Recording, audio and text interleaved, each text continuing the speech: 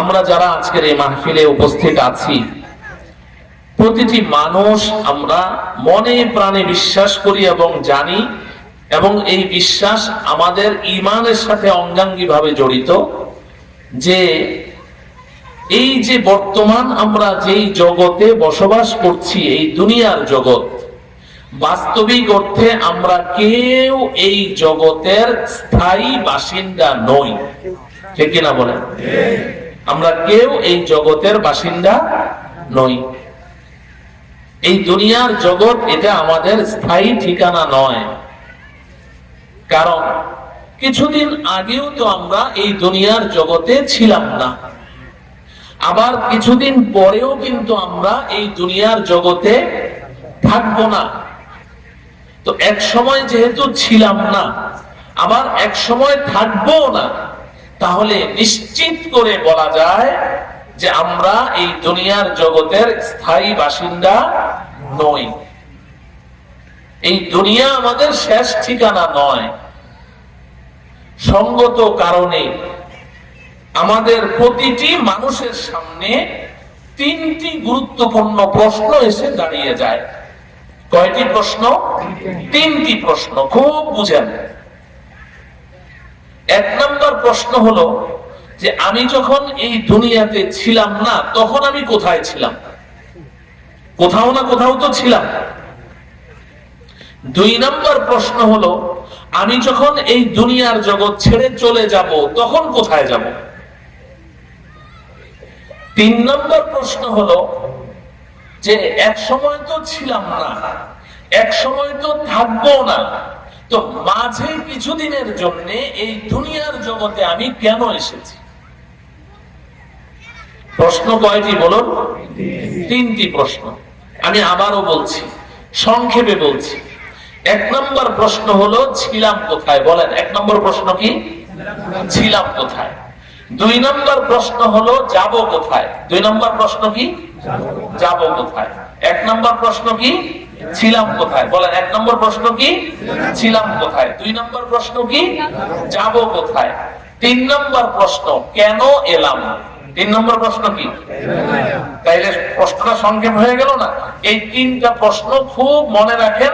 আমি এই তিন প্রশ্নের জবাব দিয়ে আমার কথা শেষ করে দেব। এক নম্বর প্রশ্ন কি? ছিলাম কোথায়। সবাই বলেন, ছিলাম কোথায়। দুই নম্বর প্রশ্ন কি?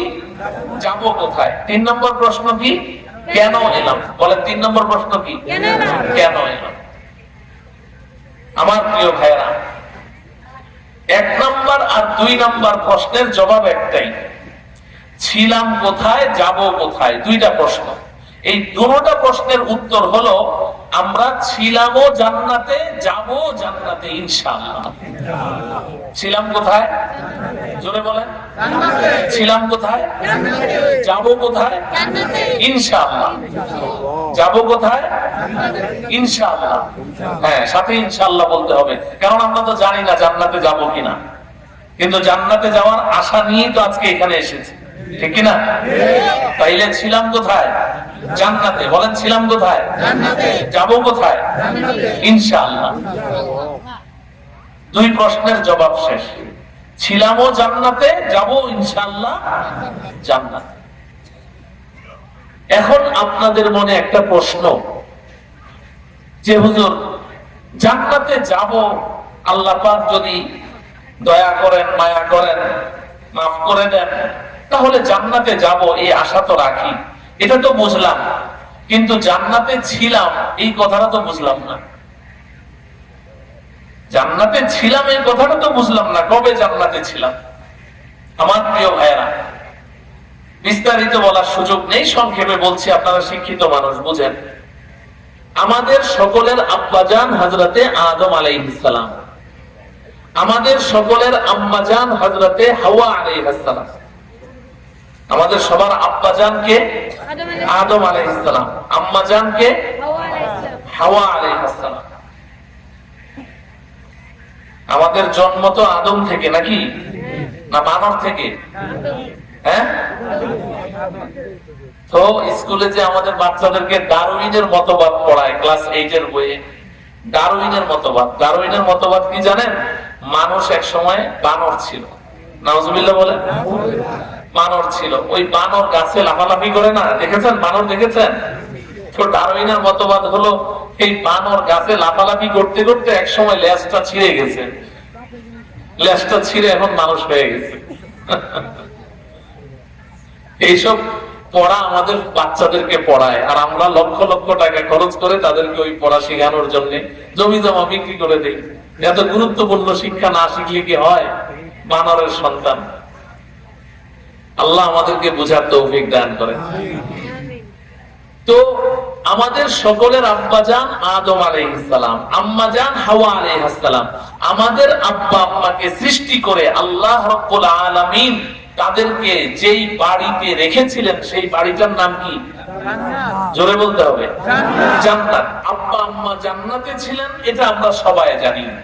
কোরআনে কারীমে আল্লাহ রাব্বুল আলামিন পরিষ্কার বলেছেন, وَقُلْنَا يَا آدَمُ اسْكُنْ أَنْتَ وَزَوْجُكَ الْجَنَّةَ وَكُلَا مِنْهَا رَغَدًا حَيْثُ شِئْتُمَا وَلَا تَقْرَبَا هَذِهِ الشَّجَرَةَ فَتَكُونَا مِنَ الظَّالِمِينَ।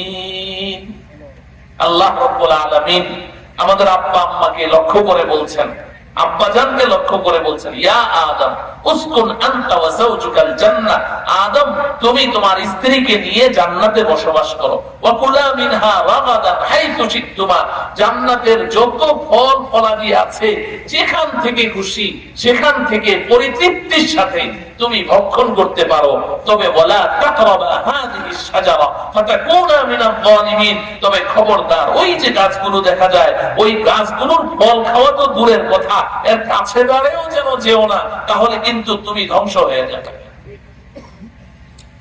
তো আল্লাহ রাব্বুল আলামিন আব্বা আম্মাকে জান্নাতে বসবাস করতে দিয়েছেন, জান্নাতের বাড়ি আব্বা আম্মাকে দিয়েই দিয়েছেন। আব্বা আম্মা জান্নাতে ছিলেন, এই কথা পুরাতন কথা, এটা আমরা সবাই জানি, কোরআনে কারীমে আল্লাহ রাব্বুল আলামিন বলেছেন। কিন্তু এই যে একটা নতুন কথা শুনলাম যে আমরাও জান্নাতে ছিলাম, এটা কি? মুফাসসিরিনে কেরাম এই কথা লিখেছেন সূরাতুল বাকারার 38 নং আয়াত। এই আয়াতের মধ্যে আল্লাহ রাব্বুল আলামিন আমাদের আব্বা আম্মাকে যে জান্নাত থেকে বের করে দিলেন, বের করে দিয়েছেন না, এই বের করে দেওয়ার সময় কি বলে বের করেছেন ওই কথাটা সূরাতুল বাকারার 38 নং আয়াতে আছে। আল্লাহ পাক বলেন, কুল্লাহবিতু মিনহা জামিআ, আমি বললাম আদম হাওয়া তোমরা সবাই জান্নাত থেকে নেমে যাও, জান্নাত থেকে নেমে যাও। ইহবিতু হাবাবা ইয়াহবিতু হুবুতান, মানে উপর থেকে নিচের দিকে নেমে যাওয়া। তো আল্লাহ পাক জান্নাত থেকে বের হয়ে যাও এটা বলেন নাই, নেমে যাও কেন বলেছেন? কারণ জান্নাতটা আছে উপরে, আমরা আছি নিচে। আল্লাহ পাক বললেন ইহবিতু মিনহা জামিআ, আমার জান্নাত থেকে সব নেমে যাও। আমার প্রিয় ভাইয়েরা, এই জায়গায় এসে আপনাদের দৃষ্টি আকর্ষণ করছি, মনোযোগ আকর্ষণ করছি। দেখুন, পৃথিবীর মধ্যে যত ভাষা আছে সব ভাষার মধ্যে কিন্তু বচন দুইটি। বচন কয়টি? এক বচন, বহু বচন। এক বচন, বহু বচন, সিঙ্গুলার প্লুরাল, এক বচন, বহু বচন, সব ভাষা। আপনি যদি একজন হন আমি বলবো আপনি অথবা তুমি, আর একের অধিক তোমরা। একের অধিক কি? দুইজন হলেও তোমরা, 200 হলেও তোমরা, 2 কোটি হলেও তোমরা, শব্দ দুইটাই, তুমি তোমরা, সে তাহারা, আমি আমরা, শব্দ কয়টি? দুইটি। পৃথিবীর সব ভাষাতে বচন দুইটি, একজনের জন্য এক বচন, একের অধিক হইলেই বহু বচন, 2 জন হইলেও বহু বচন। কিন্তু আরবি ভাষাটা ব্যতিক্রম। গোটা পৃথিবীর যত ভাষা আছে তার মধ্যে একমাত্র আরবি ভাষার বৈশিষ্ট্য হলো আরবি ভাষার মধ্যে বচন 3টি। আরবি ভাষায় বচন কয়টি? 3টি। এক বচন, দ্বিবচন, বহু বচন। এক বচন আর বহু বচনের মাঝখানে দ্বিবচন আছে, অর্থাৎ একজন এক বচন, যদি 2 জন হয় দ্বিবচন, আর 2 এর অধিক যদি হয় তাহলে বহু বচন। অথচ অন্য ভাষায় একের অধিক হলেই কি? বহু বচন। এই আরবি ভাষাটা ব্যতিক্রম। একজনের জন্য ভিন্ন শব্দ, দুইজনের জন্য ভিন্ন শব্দ, দুইয়ের অধিক হলে ভিন্ন শব্দ। আপনি যদি একজন হন তাহলে আরবিতে আপনাকে বলা হবে আনতা, তুমি একজন। যদি দুইজন হন বলা হবে আনতুমা, তোমরা দুইজন। আর যদি দুইয়ের অধিক হন তাহলে বলা হবে আনতুম, তোমরা সবাই। তাহলে আরবি ভাষায় বচন কয়টি বলুন তো? তিনটি। এক বচন, দ্বিবচন, বহু বচন। কথাটা বুঝে আসলো? এতটুকু যদি বুঝে আসে, এবার বুঝেন আমাদের আব্বা আম্মা হযরতে আদম এবং হাওয়া মানুষ কয়জন? কয়জন? তো আল্লাহ রাব্বুল আলামিন জান্নাত থেকে যে তাদেরকে নামিয়ে দিচ্ছেন, কয়জনকে নামিয়ে দিচ্ছেন? তো দুইজনকে যদি নামিয়ে দেন তাহলে আমার কথা বুঝে থাকলে বুঝে শুনে জবাব দেন, আরবি ভাষার ব্যাকরণ অনুযায়ী এখানে কোন বচনটা আল্লাহ ব্যবহার করবেন? দ্বিবচন। মাশাআল্লাহ, এই ছোট্ট ছেলে সর্বকনিষ্ঠ শ্রোতা আজকে আমার মাহফিলের, ও আমার ওয়াজ বলছে দ্বিবচন। এখানে দুইজনকে নামাতে গিয়ে আল্লাহ কোন বচন ব্যবহার করবে? দ্বিবচন ব্যবহার করবে। কারণ আরবি ভাষায় কি আছে? দুইজনের জন্য দ্বিবচন শব্দ আছে। কিন্তু উলামায়ে কেরাম বুঝেন, এখানে আল্লাহ পাক আদম আর হাওয়া মানুষ দুইজনকে জান্নাত থেকে বের করছেন। আরবি ভাষায় দুইজনের জন্য দ্বিবচন শব্দ আছে, ভার্বের ক্ষেত্রেও, অ্যাডভার্বের ক্ষেত্রেও, নাউনের ক্ষেত্রেও, সব জায়গাতে। অথচ এখানে আল্লাহ রাব্বুল আলামিন দ্বিবচন শব্দ ব্যবহার না করে বহুবচন শব্দ ব্যবহার করেছেন। মানুষ দুইজন, কিন্তু আল্লাহ ব্যবহার করেছেন বহুবচন। কিভাবে? যদি আল্লাহ এক বচন বলেন তাহলে হবে ইহবিত, তুমি একজন নেমে যাও। দুইজন, ইহবিত, তোমরা দুইজন নেমে যাও। আর দুইয়ের অধিক বহুবচন, ইহবিতু, তোমরা সবাই নেমে যাও। আল্লাহ পাক যদি দ্বিবচন ব্যবহার করতেন তাহলে আয়াতটা হতো কুলনাহবিতু মিনহা জামিআ। আমি বললাম আদম হাওয়া তোমরা দুইজন নেমে যাও, কিন্তু আল্লাহ পাক ইহবিতু বলেননি, ইহবিতু বলেছেন, বহুবচন ব্যবহার করেছেন। এবার মুফাসসিরিনে কেরাম এখানে এসে আমাদের দুনিয়াবাসীর দৃষ্টি আকর্ষণ করে বলছেন, এই দুনিয়ার মানুষ শোনো শোনো, আব্বা আম্মা আদম হাওয়া মানুষ তো দুইজন, আরবি ভাষায় তো দুইজনের জন্য দ্বিবচন শব্দ আছে। আল্লাহ পাক জান্নাত থেকে আব্বা আম্মাকে বের করতে গিয়ে দ্বিবচন শব্দ ব্যবহার না করে বহুবচন শব্দ কেন ব্যবহার করলেন? বহুবচন শব্দ তো ব্যবহার করার দরকার ছিল না। তো এর উত্তর মুফাসসিরিনে কেরাম বলছেন, শোনো এর আসল রহস্যটা কি? রহস্যটা হলো, আমরা দেখতে পাচ্ছি মানুষ দুইজন, আদম আর হাওয়া, আব্বা আর আম্মা, কিন্তু আল্লাহ পাক তো গায়েবের সব খবর রাখেন। আল্লাহ পাক দেখতে পাচ্ছেন শুধু আদম হাওয়া নয়, বরং আল্লাহ পাকের সামনে জান্নাতে একদিকে যেমন আদম ছিলেন, আরেকদিকে যেমন হাওয়া ছিলেন। আবার আল্লাহ পাক দেখতে পাচ্ছেন আব্বাজান আদমের পিঠের ভেতরে কিয়ামত পর্যন্ত আগত তার যত সন্তান বনি আদম, আমি আপনি আমরা সবাই, আমরা আব্বাজানের পিঠের ভেতরে ঘাপটি মেরে চুপচাপ বসেছিলাম। তো আল্লাহ পাক সেটা দেখতে পাচ্ছেন কি পাচ্ছেন না? তো আল্লাহ রাব্বুল আলামিন এই কারণে দ্বিবচন শব্দ ব্যবহার না করে বহুবচন শব্দ ব্যবহার করলেন। আদম তুমিও জান্নাত থেকে নামো, হাওয়া তুমিও জান্নাত থেকে নামো। আদম তোমার পিঠের ভেতরে এতদিন তুমি তোমার সন্তানদেরকে নিয়ে জান্নাতে বসবাস করেছো, এই সন্তানগুলোকে জান্নাতে রেখে যেতে পারবে না, এগুলো শুদ্ধ জান্নাত থেকে নেমে যাও। এজন্য আল্লাহ পাক বহুবচন শব্দ ব্যবহার করেছেন।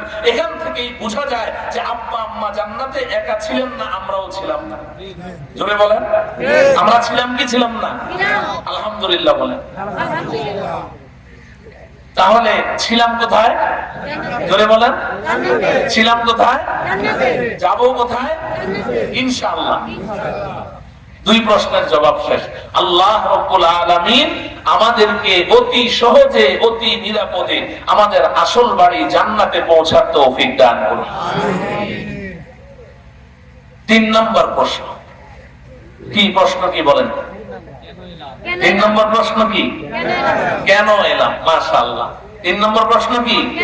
কেন এলাম? আমার প্রিয় ভাইয়েরা, বিশেষ করে আমার প্রিয় যুবক ভাইয়েরা, আমি আপনাদের দৃষ্টি আকর্ষণ করছি। এই প্রশ্নটা হলো আমার আপনার জীবনের মোস্ট ইম্পর্টেন্ট কোশ্চেন, সবচেয়ে গুরুত্বপূর্ণ।